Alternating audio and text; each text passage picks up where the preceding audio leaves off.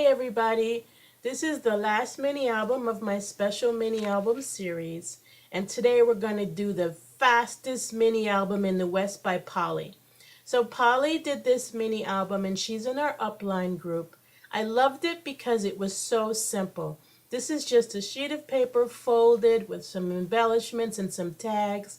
You can fit 14 photos in here, or more if you change the design, because you can put it all the way underneath the fold. I want to show you my take on this and prove to you that you can do this in 15 minutes, no matter what your skill level is. First, take a 12 by 12 piece of paper cut down to 12 by 10. Then score it at 6 inches.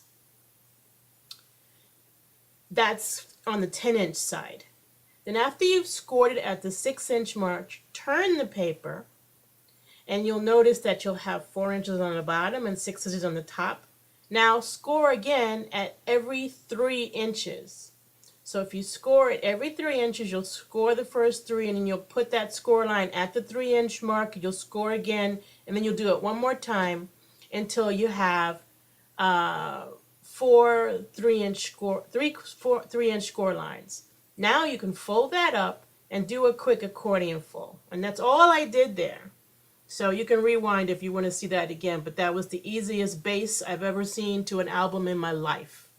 So now let's make it better. This is the new designer specialty paper, which is called Flirtatious, and I've put the numbers down on the ticker for you to see. I love it because it has laser cut paper in it, which means you've got very clean cuts.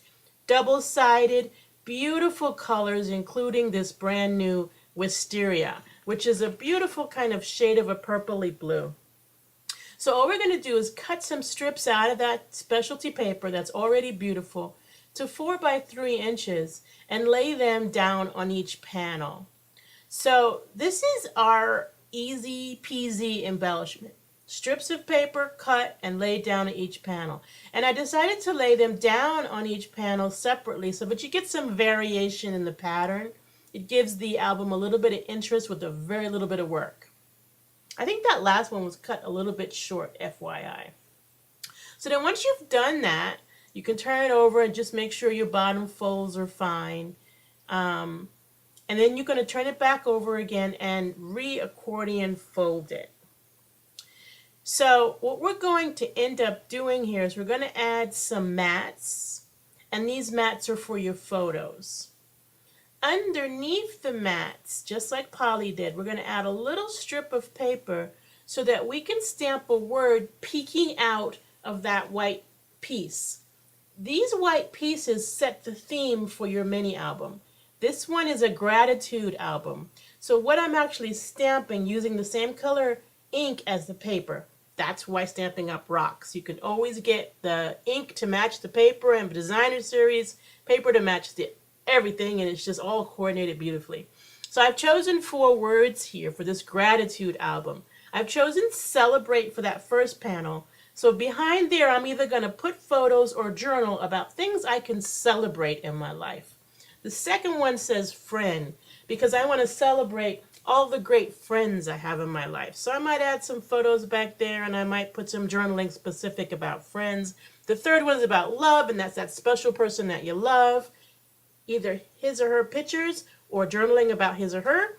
And then finally, the last piece just simply says dreams.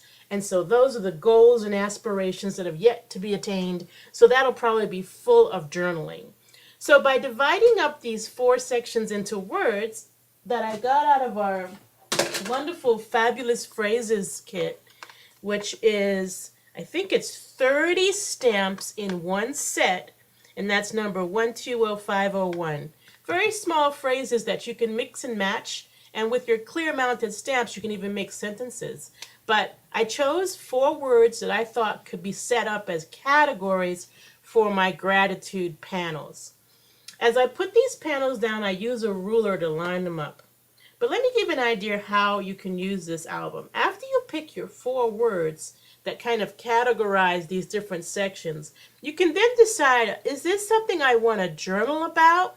And so that you'll have text in that pocket area behind that word, or is it something I want to take pictures about? and then you can just pop pictures in that panel. I love using the new Polaroid cameras. I hope you guys have seen them. You can just carry it in your purse, snap it, and the picture pops out. I think it's just amazing. So the pictures that pop out of these new Polaroids are small, so they would be perfect for this kind of an album. So you would replace these white pieces that I'm putting down now with your real photos, the photos that you want to use to represent these categories. So now we're going to add some tags. And all I'm doing for tags is cutting out some paper. I think this is 4 by 5. I'm laying a tag I already had on top and kind of cutting. So I kind of cheated to make my tags real easy. But you could definitely die cut or use tags that you already have. So after you've cut out those tags, you want to take your crocodile and you want to punch a hole. If you want to use eyelets, fine. In this case, I didn't think it was necessary, and I'm going for a 15-minute album, so I didn't. But you could always use eyelets if you want to pick it up a notch in style. This is a simple style and demeanor, something I can pop in my bag and add to either those Polaroid photos or journaling on the fly. Really easy thing to carry around. You can give this to a friend who's going away for the weekend or for the week and tell them, hey, here's your travel journal. Go ahead and journal under these different categories. And then we'll compare notes when you get back. So I did a little bit of decorating on my tags, and all I did here to make it simple was cut some more matching strips of designing series paper, a little bit of strips of the wisteria paper to tie it into the base of the album, and bam, basically I was done. I'm going to add some ribbon later, but you'll see it all comes together really easy, really quick. Now I'm actually testing the size of these tags, excuse the phone, to make sure that they fit. And now I'm going to do the front of my album. Again, I'm going to take this time a pink piece and I'm going to stamp the general overall theme of the book, which in this case is gratitude. In the other idea I was talking about, it might be travel. And then I'm just matting another key photo on the front to represent the front of my book. The closure is just a piece of ribbon that is taped behind this focal piece, which is going to be a photo. That white piece of paper, remember, represents a photo.